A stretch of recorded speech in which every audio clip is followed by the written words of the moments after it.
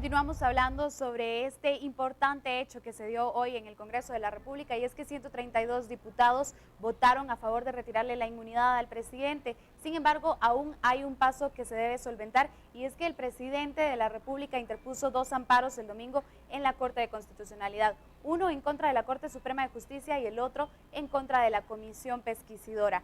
Si la Corte de Constitucionalidad otorgara el amparo, a cualquiera de los 2 amparos al presidente, esto podría dar un reverso hacia las acciones que ya hemos visto en esta jornada en el Congreso de la República. ¿Cómo ven la situación en la Corte de Constitucionalidad? Bueno, en primer lugar, pues se ve bastante sospechoso. Este amparo estaba programado para ser conocido hoy, sin embargo, hay una ausencia de uno de los magistrados titulares, entonces se corre la audiencia para mañana, entonces hasta mañana será que los magistrados de la Corte de Constitucionalidad decidan qué va a pasar con este asunto. Sin embargo, yo creo que el mensaje fue claro, así como lo fue para los diputados, para los magistrados de la Corte de Constitucionalidad. Los guatemaltecos prácticamente custodiaron, escoltaron a los diputados hacia adentro del Congreso de la República. Decían en Twitter y en Facebook, que estuvimos monitoreando todo el día esto, no hay excusas. Los guatemaltecos, cuando los diputados dijeron que no podían sesionar porque no podían ingresar al hemiciclo, dijo la Universidad de San Carlos, bueno, aquí está el Paraninfo Universitario, vengan a sesionar acá. O sea, los guatemaltecos están vigilantes, están fiscalizadores sobre el accionar de las autoridades públicas, entonces yo creo que es una presión bastante fuerte para la Corte de Constitucionalidad, para los magistrados, para resolver mañana en esa vía. Yo sí creo, a ver, esto suena malo o en contra del ánimo público que hoy hay. La justicia no debe obedecer a presiones masivas, nunca. Claro, la justicia debería darle a cada quien lo que le corresponde. Lo que sí nosotros hemos visto es que la Corte de Constitucionalidad es un factor de poder que a veces no necesariamente va del lado de la justicia, sino del lado del poderoso. Y como lo hemos dicho en varias ocasiones, hoy el poderoso es quien tiene el dinero. Por eso es que tenemos un sistema político que no obedece a la gente y al servicio de la gente, sino al dinero.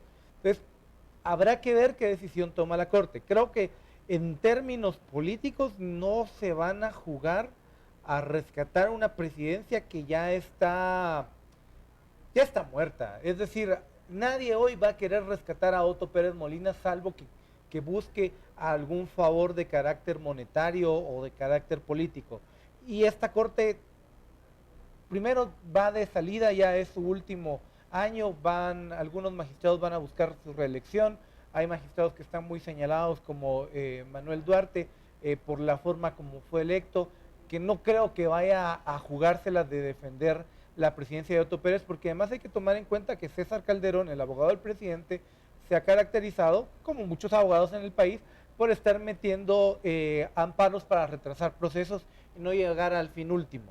O sea, sí podría haber un amparo preventivo para el presidente, pero en últimas cuentas lo vamos a ver con un juez pesquisidor. Y que además debilitaría más la imagen de la Corte de Constitucionalidad si llegaran a otorgar un amparo al presidente en estos momentos. Bueno, solo quería hacer un paréntesis, ahora que mencionas a César Calderón también es abogado, bueno, hasta hoy fue abogado de uno de los miembros claves de la estructura de la línea.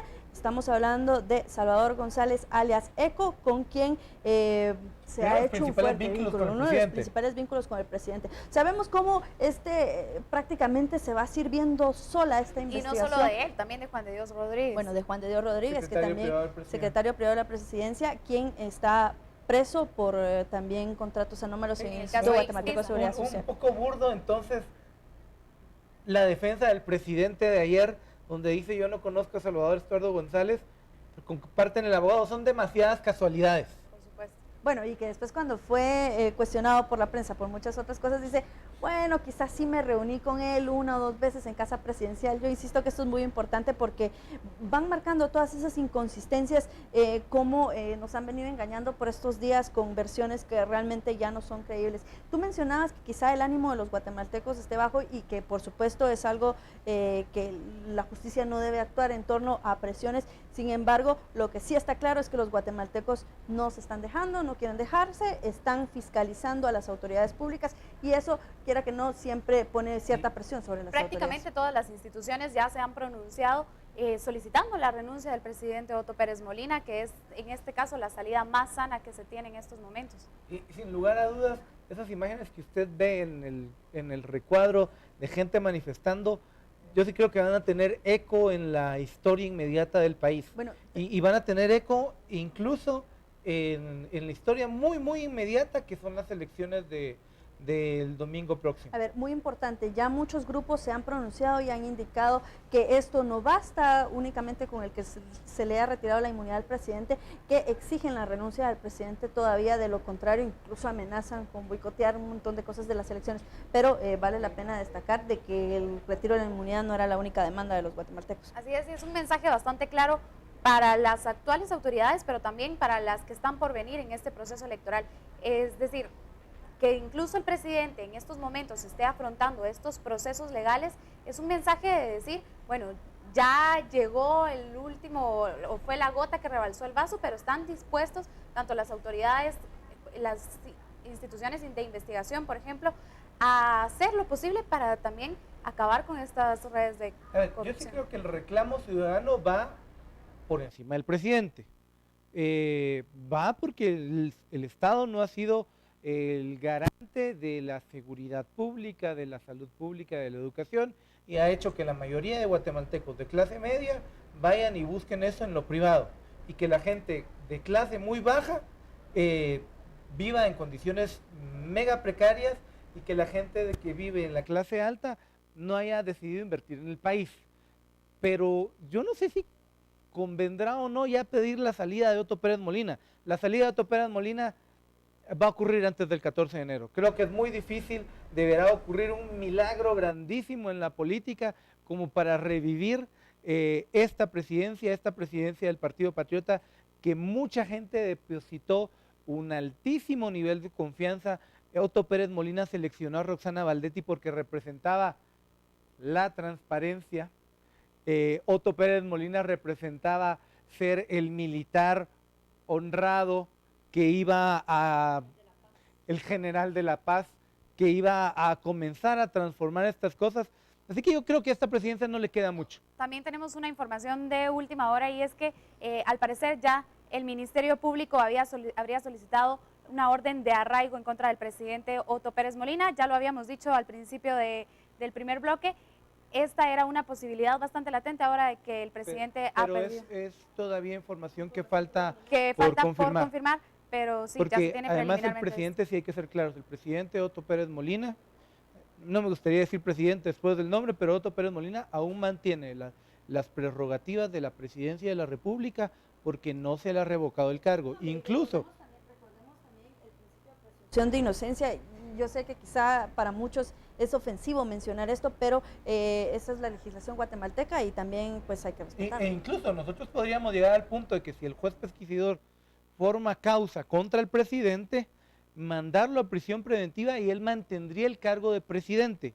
Y entonces sería Alejandro Maldonado quien tendría el puesto de presidente en funciones, pero no se podría elegir a un nuevo vicepresidente. Se enviaría solicitud. Que sería algo francamente vergonzoso para el Estado de Guatemala.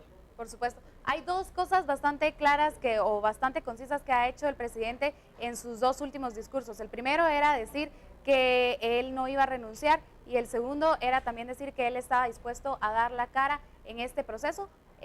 No hemos visto la renuncia, por supuesto, y en cuanto a dar la cara, hemos visto que, por ejemplo, ha dado varios recursos legales, por ejemplo, para obstruir un poco este proceso, también el hecho de la manifestación.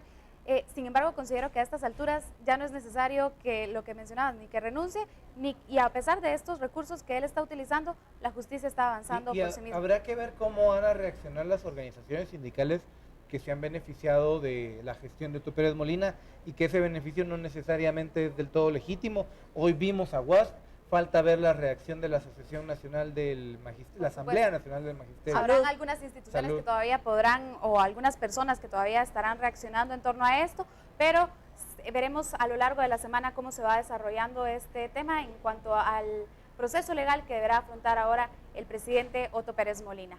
Esto es el análisis y la conversación que hemos mantenido en cuanto a este tema. Vamos a un corte comercial.